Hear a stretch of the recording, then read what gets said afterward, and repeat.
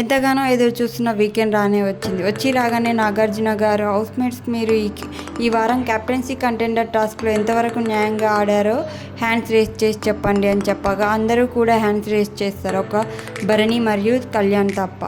అయితే హౌస్‌మేట్స్ మీరు చెప్పండి, దివ్య తనుజ పట్ల ప్రవర్తించిన తీరు ఎంతవరకు కరెక్ట్ అనుకుంటున్నారని చెప్పేసి అడగ్గా ఒకరు ఇద్దరు తప్ప మిగతా వాళ్ళంతా కూడా దివ్యాని వ్యతిరేకంగానే ఉన్నారు. అయితే దివ్య మాత్రం సార్ నాకు అనిపించింది నేను చేశాను అంతే తప్పితే నేను పర్సనల్గా నేను తీసుకోలేదు అని చెప్పేసి అంటుంది.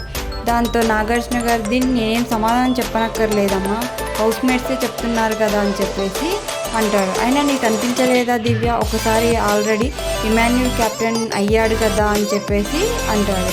సార్ ఒకసారి కెప్టెన్ అయితే మళ్ళీ కెప్టెన్ అవ్వకూడదు అన్నది ఏం లేదు కదా సార్ అని చెప్పేసి నా ఒపీనియన్ నేను చెప్పుకున్నాను అని చెప్పేసి అంటుంది.